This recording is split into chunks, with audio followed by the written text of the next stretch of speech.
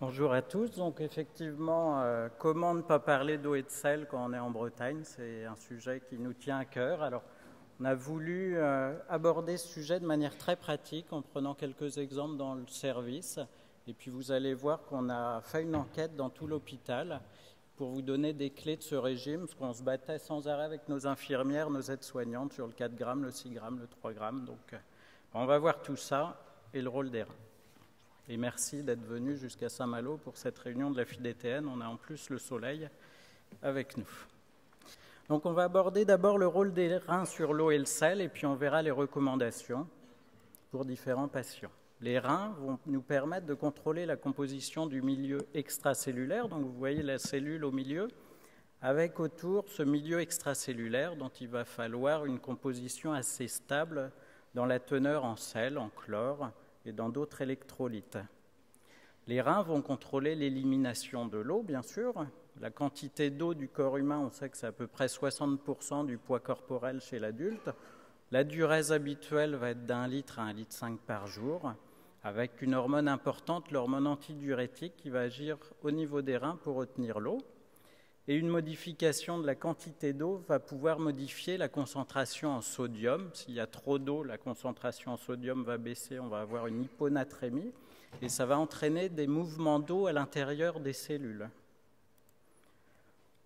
Si les reins, s'il y a une pathologie rénale, un manque d'élimination au niveau des reins, on va avoir un gain d'eau. Ça va se traduire par une hyponatrémie, plus d'eau dans le milieu extracellulaire, baisse de la concentration, et ça va engendrer une entrée d'eau dans les cellules. On va voir un exemple tout à l'heure.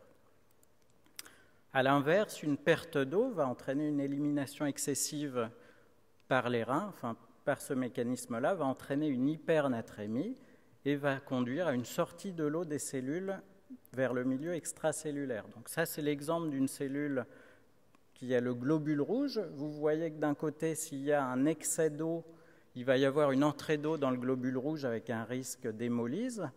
Et puis à l'inverse, si on a un manque d'eau, on va avoir une sortie de l'eau des globules rouges, une déshydratation intracellulaire avec un risque également de destruction cellulaire. Les reins contrôlent également le sel. Le sel, c'est composé de sodium et de chlore. 1 gramme de sel, ça contient 0,4 g de sodium. Donc c'est intéressant d'avoir cette notion-là quand on regarde les étiquettes de ce qu'on mange. Souvent, c'est en sodium, comme ça on a l'impression qu'on mange moins salé. Il faut multiplier par 2,5 et puis vous avez la contenu en sel. Ou quand on regarde dans les urines, la natriurèse, 1 g de sel, on retrouve 17 millimoles de sodium dans les urines. Au niveau du corps humain, on a à peu près 100 g de sodium au niveau corporel, et ça a un rôle essentiel dans les mouvements d'eau à l'intérieur du corps pour maintenir notamment le volume au niveau extracellulaire. Un gain de sel, par exemple par élimination insuffisante par les reins, on va avoir en général une augmentation du volume extracellulaire. Le signe classique, c'est la prise de poids rapide, c'est pour ça qu'on vous embête tout le temps à peser nos patients quasiment quotidiennement pour certains. Dans le sang, ça va se traduire par une hypervolémie et ça peut favoriser une hypertension artérielle. Et au niveau interstitiel, on va avoir ces œdèmes. Je vous ai mis quelques exemples d'excès de sel. Vous voyez au milieu le traditionnel œdème pulmonaire, l'acide à gauche, le signe du godet, et puis des œdèmes palpébraux ou au niveau des mains. À l'inverse, la perte de sel, donc ça, ce qu'il faut retenir, c'est qu'on a l'œdème pulmonaire, les œdèmes, c'est essentiellement un excès de sel. C'est un excès de sel avant d'être un excès d'eau. La perte de sel, par exemple, par élimination excessive au niveau des reins, il faut y penser si on a une perte de poids rapide, et c'est un tableau de déshydratation avec le pli cutané et puis d'hypotension orthostatique, d'hypotension artérielle. Donc là, vous voyez le pli cutané à gauche, c'est pour ça qu'on pince nos patients, qu'on appuie à l'inverse au niveau des jambes pour les œdèmes. Et puis là, vous voyez cet enfant avec les yeux complètement cernés, rentrés de déshydratation. Ça, c'est au cours de diarrhée profuse. Alors, quelles sont les recommandations ? Parce que vous allez voir, nous, dans notre service, il y en a On ne parlait pas tous de la même chose. Est-ce que c'est le 4 grammes? Est-ce que c'est le 5 grammes qu'il faut? Enfin, on a voulu essayer de clarifier ça pour tout le monde et au niveau aussi de la cuisine. Les apports en eau et en sel. On va voir plusieurs patients qui vont arriver dans notre service. Le sujet normal, un hypertendu, un autre avec calcul, œdème ou un insuffisant rénal chronique. Donc des patients classiques de notre service de néphrologie. Alors, premier patient, vous voyez, c'est Monsieur Surcouf. Donc, je vous ai mis des petits patients que vous allez pouvoir... moi, je vous invite à faire le tour des remparts. Vous allez les croiser, probablement. Il ne bouge pas trop, ceux-là, mais il est quand même venu dans notre service. Donc, vous voyez qu'il il suit la consommation d'un Français moyen. Il boit 1,3 litres d'eau par jour et il mange 10 grammes de sel par jour. Donc, quel est le régime chez lui? Qu'est-ce qu'il faut lui recommander? Est-ce qu'on a des études qui vont nous dire le régime optimal chez lui? Alors, juste un rappel, la règle des 3, je trouvais ça intéressant. On ne peut pas vivre plus de 30 jours sans manger, plus de 3 jours sans boire et plus de 3 minutes sans respirer. Donc, l'eau est essentielle, bien sûr. Quelle est la quantité d'eau optimale à boire? Les recommandations françaises de 2011 nous disaient autour d'1,3 à 1,5 litres par jour. Et puis, il y a eu des recommandations de 2010 qui sont très surprenantes, à mon avis, qui nous disent chez l'homme 2 litres par jour. Alors, je vous ai dit, la moyenne, c'est 1,3 litres. Et chez la femme, 1,6 litres, et il faut augmenter si la femme est enceinte, s'il y a un allaitement. Alors, ce qu'il faut savoir, c'est que ça a été financé par l'industrie agroalimentaire, ces recommandations. Donc, ça peut aider à expliquer qu'il y a un demi-litre de plus à boire, ça fait toujours ça de plus à vendre. L'apport en eau optimal. En pratique, il n'y a aucune preuve scientifique évidente pour dire qu'il faut boire 2 litres plutôt qu'un à 1,5 litres. En France, 80% des adultes n'atteignent pas les cibles européennes. Et puis moi, j'aime bien ce commentaire qui dit qu'il faut boire en fonction de sa soif plutôt que se baser sur des seuils. Et chez nos patients, il faut regarder s'il y a des pertes excessives qui nécessitent des apports augmentés, de la diarrhée, des vomissements, s'il fait chaud, si on a fait un effort important. Et puis, penser aux personnes âgées à qui il va falloir qu'on apporte de l'eau régulièrement. L'apport en sel de notre patient, M. Surcouf, quelle est la consommation optimale pour quelqu'un qui n'a pas de maladie particulière? Les recommandations françaises nous disent 5 grammes de sel pour tout le monde. Au niveau américain, ils disent 6 grammes à 4 grammes. C'est quand même bien loin de nos apports quotidiens moyens. Vous voyez que c'est 10 grammes par jour selon cette étude de 2011.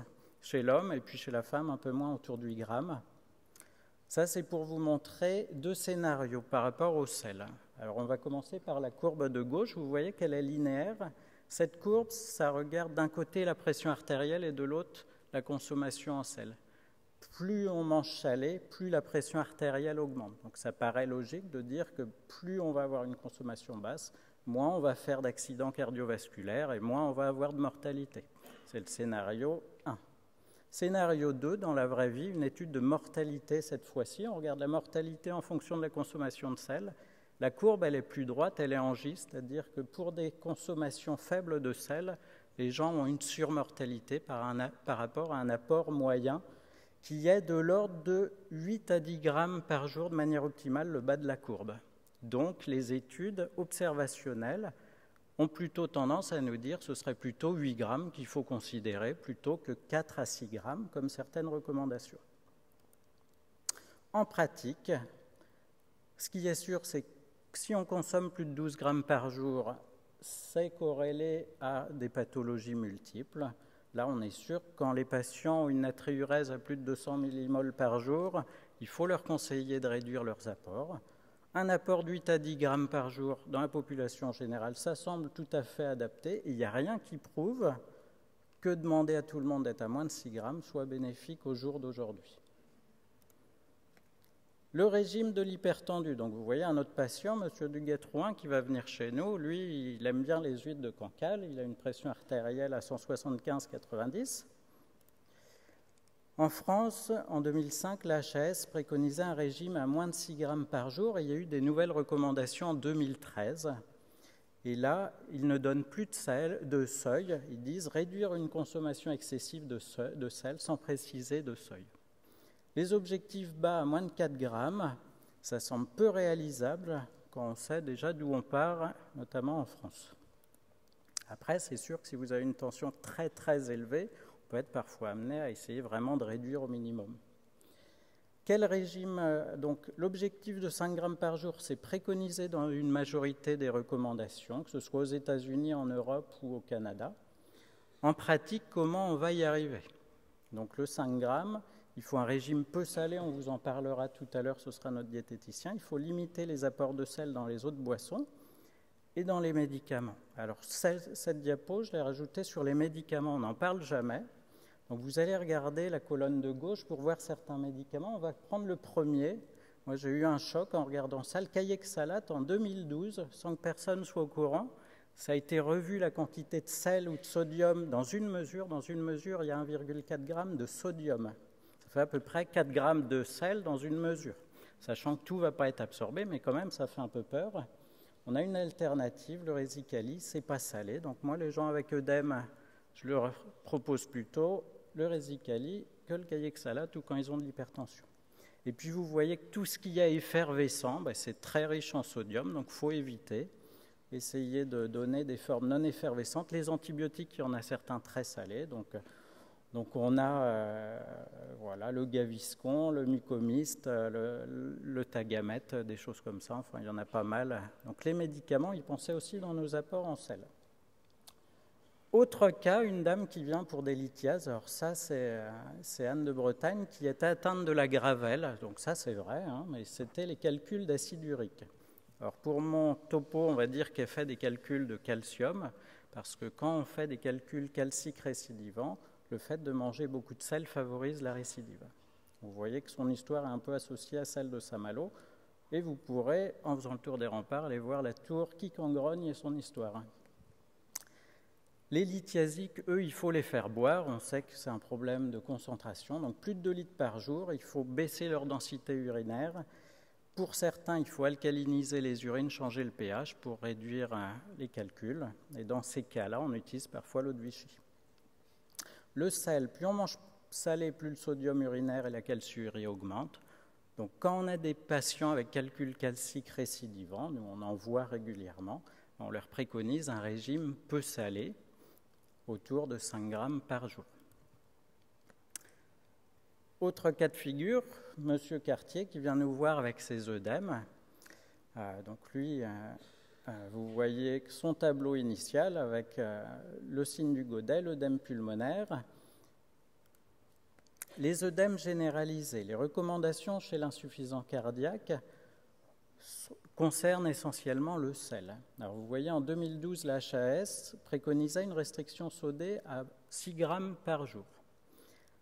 La recommandation américaine de 2010 nous dit à domicile 5 à 7,5 grammes, à l'hôpital 5 grammes et moins de 5 grammes en cas de décompensation répétée ou si œdème réfractaire. Pour l'eau, l'hydratation doit être normale, ce n'est pas toujours ce qu'on fait chez les insuffisants cardiaques, sauf si on a des problèmes de natrémie. C'est essentiellement, il faut d'abord se baser sur le problème du sel avant de penser aux restrictions en eau en l'absence de problème de natrémie. La place du régime sans sel strict. On a tous appris ce régime sans sel strict. Le régime sans sel strict, c'est 1 à 3 grammes. On l'a mis à 2 grammes, là. Souvent utilisé sur une période courte, quelques jours, en cas d'œdème généralisé. Donc, par exemple, décompensation cardiaque, décompensation œdémato-ascitique, syndrome néphrotique. Là, on peut être amené sur quelques jours pour faire perdre les premiers kilos, tant qu'ils sont congestifs, à avoir un régime très strict, mais il ne faut pas le poursuivre, sauf cas particulier rare. Le patient insuffisant rénal non dialysé. Donc vous voyez M. Chateaubriand, alors il faudra faire un peu plus de pas, il faudra aller sur l'île du Grand-Bay en face d'Intramuros pour aller jusqu'à la tombe de Chateaubriand. Donc lui, il a une clairance à 35 ml par minute. Première question, on entend tous les jours en consultation, il faut boire beaucoup, mon médecin m'a dit, il faut boire beaucoup, je suis insuffisant rénal. Actuellement, il n'y a pas la preuve, sauf cas particulier, le lithiasique, calcul récidivant, la personne qui fait des infections à répétition, la personne qui est déshydratée, oui, vous allez leur dire de boire de manière importante. En dehors de ça, on ne peut pas répondre à cette réponse. Il y a une étude en cours qui va essayer de répondre enfin à cette question, dont je n'ai pas les résultats actuellement. Les recommandations françaises HAS 2012, le sel, moins de 6 grammes par jour chez insuffisant rénal, l'eau ni restreinte ni forcée, adaptée à la soif et à la duresse. Bien sûr, si vous avez la duresse qui commence à baisser, il va falloir restreindre pour éviter la surcharge. Les recommandations américaines de 2002, moins de 6 grammes, les recommandations de 2010, 4 grammes. Donc, vous voyez qu'on est toujours, globalement, toujours autour de 4 à 6 grammes. Le sel chez l'insuffisant rénal. Il y a des études, là vous voyez à droite la mortalité évaluée chez des insuffisants rénaux en fonction de leur régime en sel. Vous voyez que la courbe la plus basse, c'est pour des apports de l'ordre de 6 à 8 grammes. Donc maintenir un régime trop bas en sel, vous voyez à gauche la pente qui est très élevée. Visiblement, ce n'est pas bon du tout d'avoir un régime très bas de manière prolongée chez un insuffisant rénal. Et puis, ce n'est pas bon non plus qu'ils aient un régime très élevé.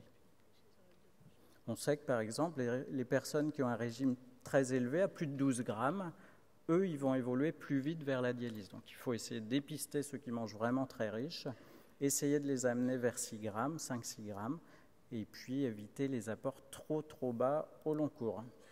L'hémodialysée anurique, là, c'est la mère couleur qui vient nous voir. Elle vient 3 fois par semaine à Saint-Malo. Les recommandations chez l'anurique, prise de poids interdialytique qui doivent être au mieux de l'ordre de 2 à 2,5 kg. Alors, il y a des formules, 4 à 4,5% du poids du corps. Moi, je dis souvent, éviter la prise de plus d'1 kg par jour entre 2 dialyses. Donc 2 kg quand il y a 2 jours et 3 kg quand il y a 3 jours. On n'y arrive pas toujours, hein. Vous êtes confrontés comme nous à des difficultés. Les recommandations américaines, prise de poids ne doit pas dépasser 4,8% du poids du corps. Alors j'ai fait le calcul, pour 70 kg, ça fait 3,4 kg de prise de poids interdialytique à ne pas dépasser. Le sel, eux, ils mettaient moins de 5 grammes par jour de sel, donc ça faisait 2 grammes de sodium. Le régime restreint en eau et en sel, on sait que les personnes qui ont des prises de poids les plus importantes, donc vous voyez que qui dépasse au-delà de 3 litres d'UF, il y a une surmortalité d'environ 20 à 30%. Donc il faut essayer vraiment de ne pas dépasser 3 kg de prise de poids interdialytique, et on n'y arrive pas toujours.